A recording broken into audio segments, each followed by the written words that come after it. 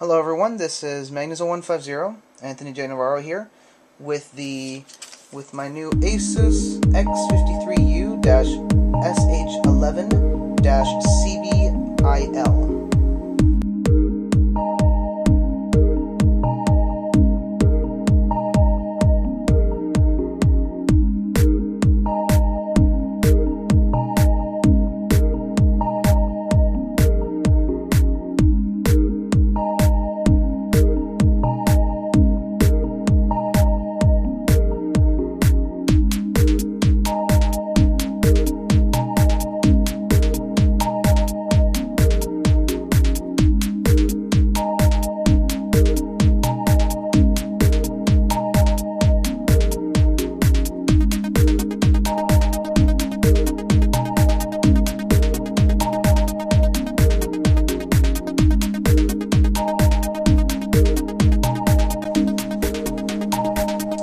So within the last couple days, what happened was I had a 3DS, and I had also purchased a replacement plan with it.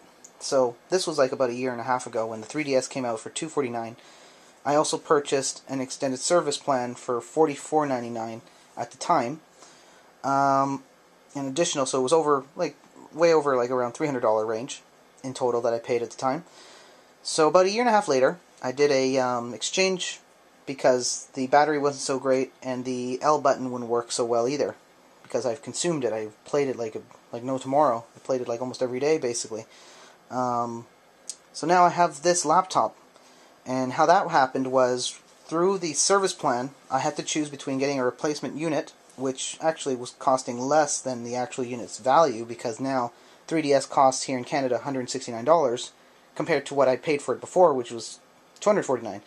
So basically, came out to a gift card of $282, and for that same amount of dollars, I got the Asus here on clearance for that same amount of dollars.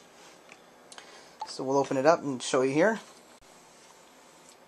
So there he is, and he runs an AMD C60 processor. It's a very simple processor, nothing too crazy.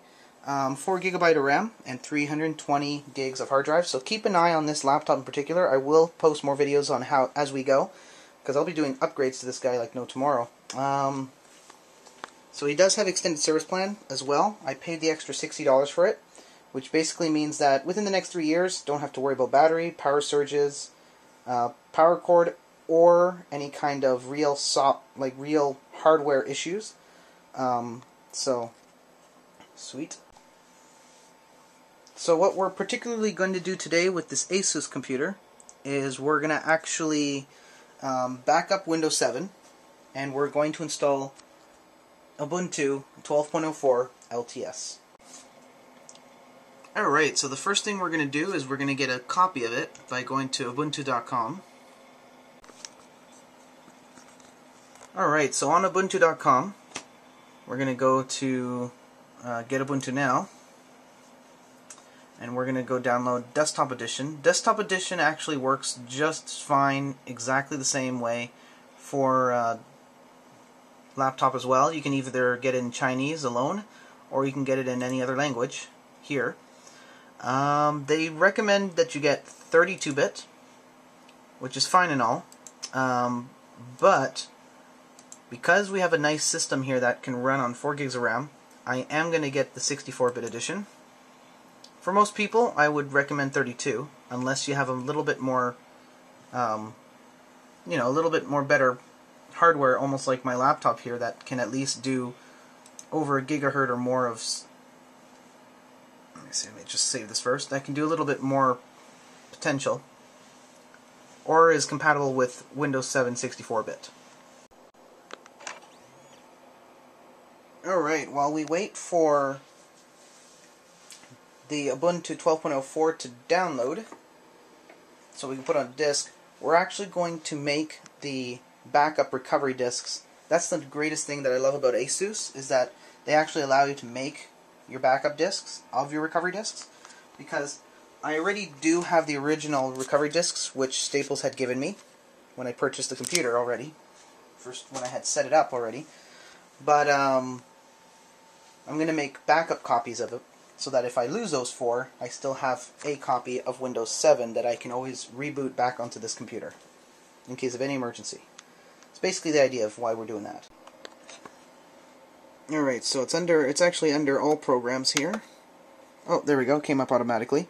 But if it doesn't come up automatically for you, you would have to go to all programs, and then you go under the Asus utility folder, and then you go to AI recovery burner. So you go ahead and you click on backup. If you're actually setting up a new Asus laptop, that's actually the same program you used to make the original recovery disks with. And it's actually that simple. It will actually pop up for you, or actually you'll have to go look for them. And so it's asking me for the DVDs. So let's go ahead and bring our Staples spindle. So I have a bunch of Staples DVDs that I had bought. There we go. There you go. And then you just leave it alone. You just press start. Once it finds it, it'll begin by itself. And then the longest part is probably the first, because it does 4 discs in total. But the longest part is usually the first couple, and then the last one's usually quite quick, the last ones. So, I mean, you'll be waiting for a little bit. So in the meantime, just go ahead and do something else that you have to do, I guess. Alright, so in the meantime while we wait for Ubuntu to download and for the recovery disks to be made, one thing you can definitely do is you can either skim through and read out the manual that it comes with. It's actually quite useful. It tells you the, which function key to press when it's turning on, unless you already know. But some Asus are very different from others. Like, for example, one's F9. This one's F9. Others are F11. Others are a combination, like Alt and something else. And then you can also take advantage, if you do have this type of plan like I do. Asus in the first year covers you. But if you register with this warranty card that they give you, your first year becomes an accidental warranty, which is, it's pretty sweetness if you ask me. You also are looking at, since I had purchased my 2-year service plan with Staples, I'm looking at 3 years of awesomeness. So I just got to fill this out while I wait. An awesome suggestion while doing a setup is to, in Windows 7 here, you can actually type up the word repair in the search, and you can actually create something called a system repair disk. Basically, in case the recovery disks can't really help you, or if it's just something that isn't really the need of using the recovery disks, then this disk here, the repair disk, can help you repair your current operating system, which in this case would be Windows 7 64. Alright, so after a while, after finishing the backup recovery disks, we can put those 4 disks aside, and we've went already and burnt our 12.04 LTS version, and we just make sure we put in the disk, and then all you have to do now is restart the computer. Booting here, we're going to go ahead and we're going to be pressing the escape button while it's booting, and then now it gives me a boot drive, or the BIOS setting for boot device, and I'm going to we're going to go ahead and select the P1 here, which is the disk drive.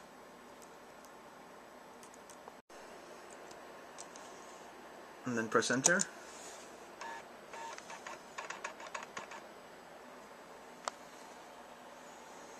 And there you go.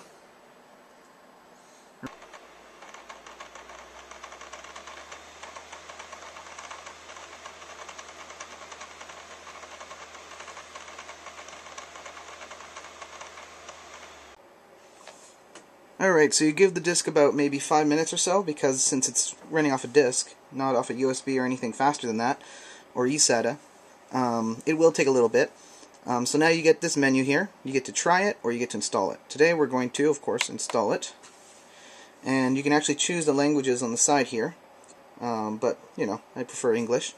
And then, of course, it tells you, for best results, ensure computer is, and it'll actually ask you to put it into the internet. So just to make sure, just for that reason, I had set up a hub, an Ethernet hub here, to help with that. So we're going to go ahead and connect the Ethernet cable here on the side of the laptop. There we go. and it will automatically connect itself. So now it's established. And then you have the option to download third-party software or download the updates while it's actually installing.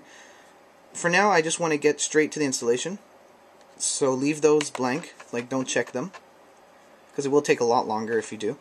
You can always do that afterwards. That's just how I do it.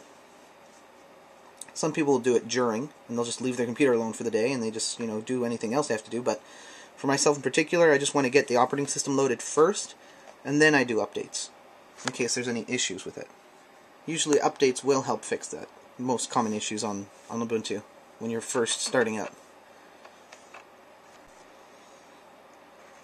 Alright, so the interesting part of it is that it actually detects other systems. So it says here, install Ubuntu aside 7. It has the choice of replacing 7, or I can do something else. So what I want to do is something else, because there are some hidden... What Asus does is that they do hide some partitions on the laptop, so I have to see where the hidden partition is, and I have to delete. Another tip for you while doing an installation here, what you can do as well is you can actually dedicate space towards your swap. A swap space basically allows you that if the system goes crazy or needs extra memory or virtual memory, then it can get it. So for myself in particular, I have 4 gigs of RAM, so 4 gigs of swap space is perfect. You should always try to make it equal to your RAM as a minimum requirement. But if you, for example, know that you're going to be doing upgrades like I am, which is going to be 8 gigs in the near future, just for the hell of it, I'll put 16 gigs, because in that way I have double the space, so I can't really go wrong anyway, no matter what, for swap. Swap also helps if you put your computer into suspend mode or into, to hibernate. But in reality, if you think about it, it can be a swap file as well you can make afterwards if you want to instead, or a combination of both. For me in particular, I'll just do it now since I'm partitioning. Alright, so after actually loading the system, this is how it looks like. You got the Unity, you got the same similar idea as the Netbook Edition, Netbook Remix from 10.10, so you still got that taste from that, with a mixture of more Unity functions, even graphics is there, so it's quite nice. See, everything goes all blank, and then you can make it flash on again. Very nice and flashy, and gets the job done, basically. The only thing I would also recommend, there will be a lot of updates. I already did the updates, so sorry for not showing you the updates. But they do come up automatically, so at least now I told you. But one thing you also would like to take advantage of is to check for additional drivers. That's the one thing you should try to look for, because you might as well take advantage and utilize all the hardware you got, if you can. For me in particular, my issue is my graphics.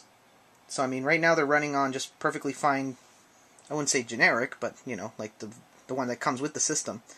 But the issue is that when I click on activate, right, the issue is that it does not fully activate. So that's just one little ding, I guess you could say, like one little dent in your in what you're able to do. But I mean, to be able to do the basic usage, you don't really need to worry so much about graphics, unless you decide to do like funky compas type of graphics for your interface. So I mean, can't go wrong there. In a moment, I'm actually going to try to change how my system boots up too, for fun, if you want to keep watching. Yes, as you can see, that's the error message I keep getting when I try to boot it. So I mean, if you know what the issue is, you can always leave a comment below. That'd be awesome, if you do know how to fix that. I mean, I'll keep trying, but if I still don't figure out, don't be afraid if it's been a long time since I've posted this video. If you tell me what the issue is anyway, even if I already know, it's good to, at least I know someone out there knows. So, no worries. Let's see here. For the most part. Alright, so we're going to just switch between my Asus here and my MacBook Pro here. My MacBook Pro will be like my assistant to tell me, because I kind of forgot how to do it. So So let's see, 12.04, Ubuntu, no GUI on startup. So we're gonna look that up. And let's see here. Alright, so maybe about the 6th, 7th, or 8th one down on Techie Note, here is how to disable GUI. So let's do that. Alright, so the first thing we're going to do is open up the dash home, and according to these instructions here on the website, we're going to go to terminal. So since I don't have terminal right up on my sidebar, I probably should do that, lock to my launcher. That way it'll always be there when I need it. But anyway, so there's, let's see here, sudo. So first thing we should do is, of course, just do an update, which you can do so by doing this, apt-get update.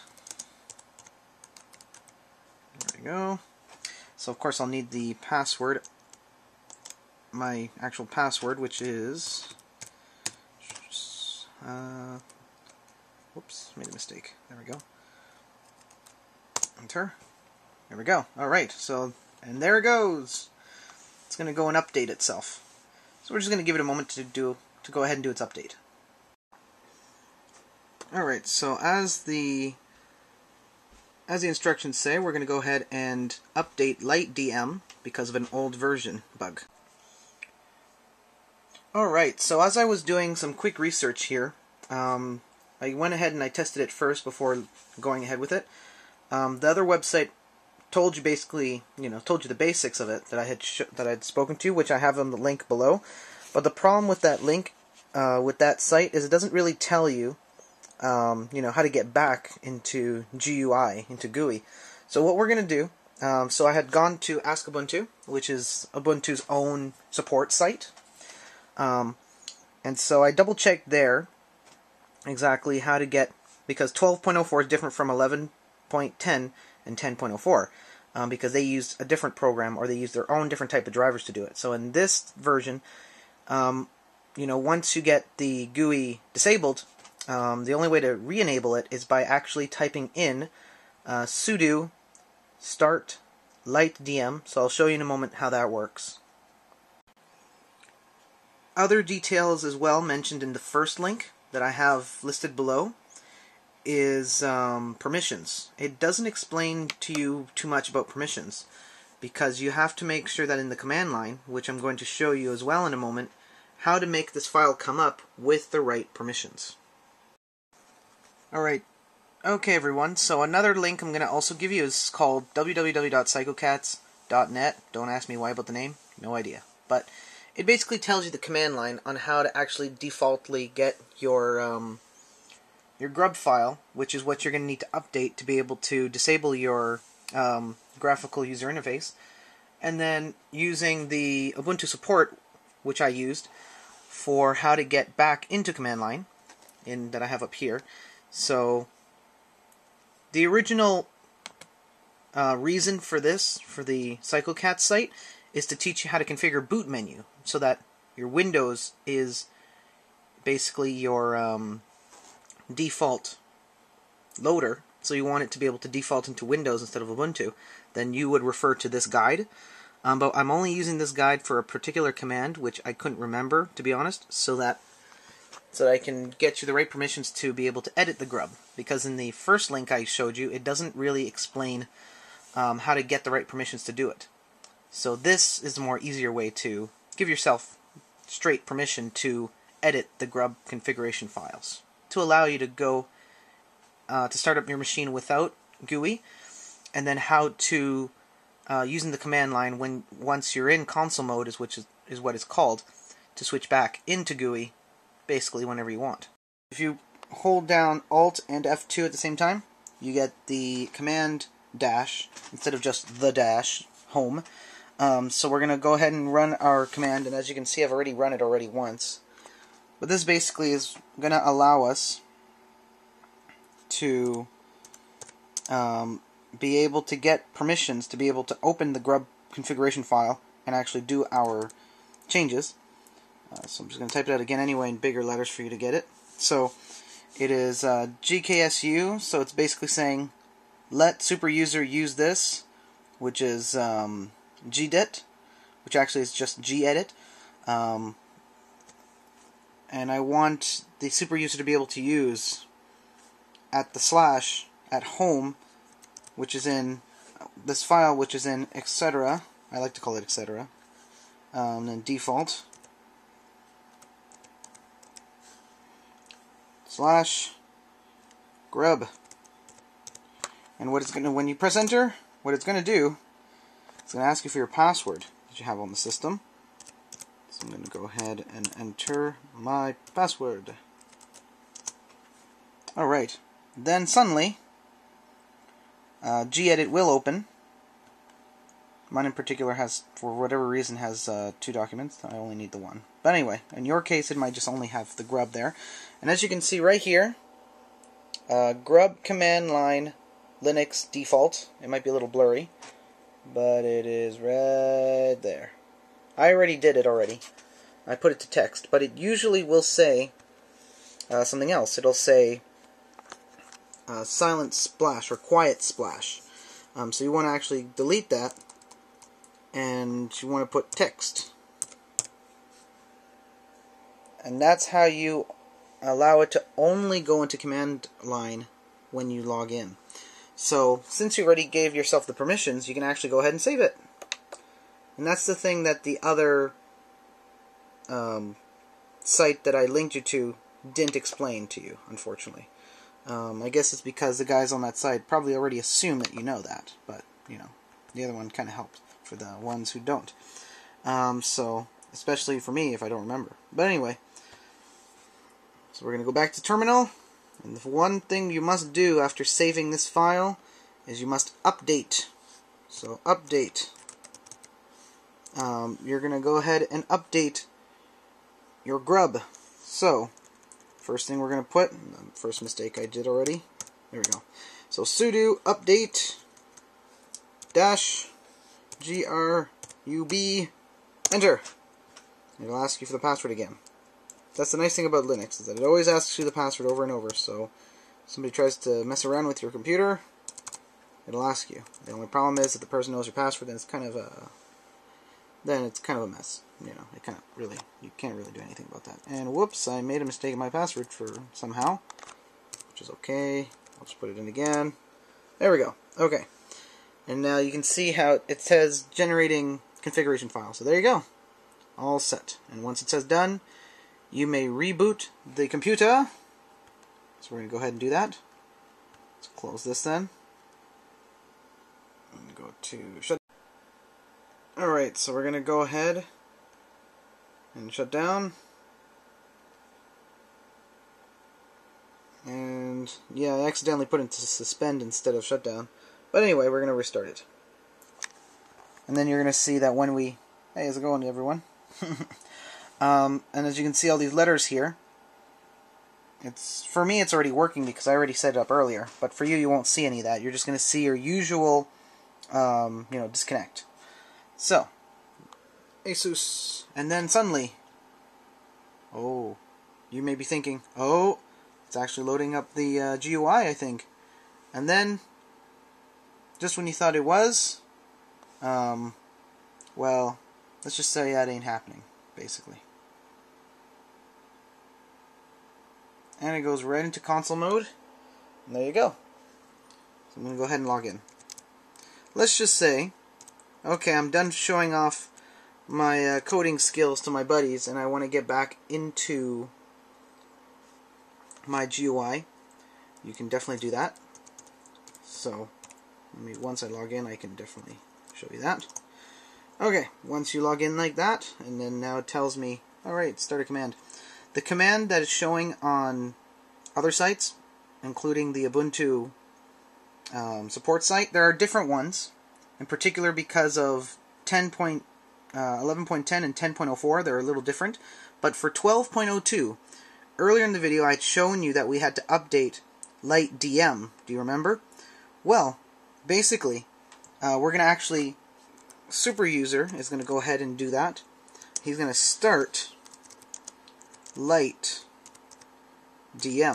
The reason why we had to update it earlier is because there were some reports saying that there were bugs in it, so we now have improved that. So, of course, it's going to ask you for the password because you're going into super user mode, which is higher than just standard, of course. So it's going to ask you. Okay, and next thing you know, all your device drivers and all the disabled graphics that were disabled, of course, are going to re-enable itself, and then there you go. Your graphical interface once again is back. Of course, to reverse this effect, as I had just shown you a moment ago, if you want to reverse this effect and not have this anymore, then you literally just have to go back to that grub file again in your GUI and fix it and edit it. That one line you have to edit to silent splash, or sorry, I keep saying silent for some reason. It's quiet splash. Got to go to quiet splash, and then that's it. And you can do what you want. So it's the one thing I really like about Linux is you can configure it very well. So for the most part, thank you for watching, everyone. Rate, subscribe, and comment.